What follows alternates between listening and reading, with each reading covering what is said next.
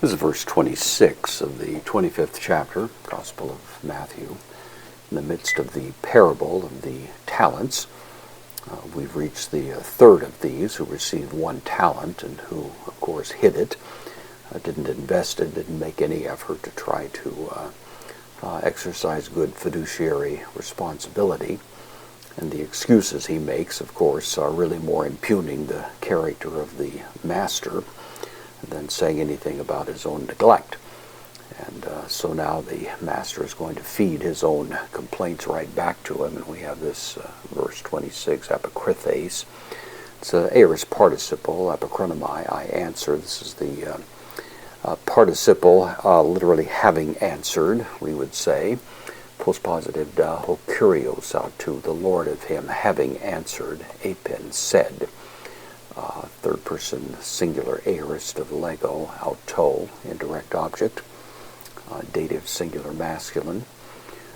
Normally translated, the Lord answered and said, and the idiomatic expression is probably more the idea, but it is an aorist participle nevertheless. So we have ponere, from poneros, evil. This is in the vocative, so evil, dule, servant, also in the vocative. Kai, oknere. This is from oknao, which really means to delay, usually has the idea of procrastination.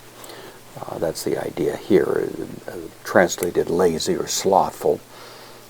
But it has its roots in that notion of simply putting things off, never getting them done. And so he uses 2 epithets here as a critique of his servant. You're wicked and you're slothful.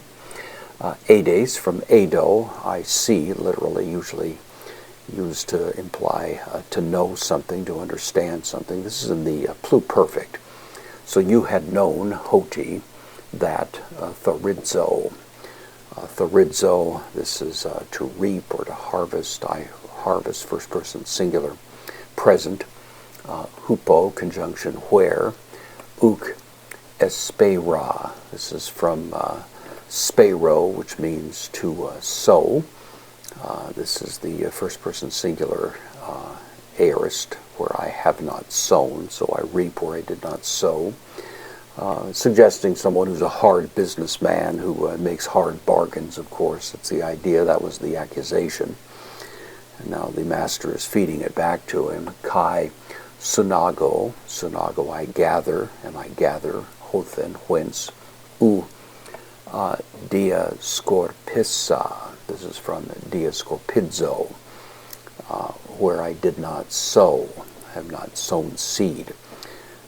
Interesting root of the word is scorpidza. The word scorpion, of course, is at the heart of that.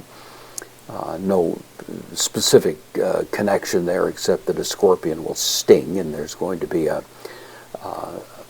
kind of a bite or a penetration with a scorpion's sting, and that's used then for seed that are sown and penetrate the ground. So anyway, that's the general idea. So anyway, the master here is quoting back to the servant the very accusations that he had made, and now he's going to, in a sense, use those very standards.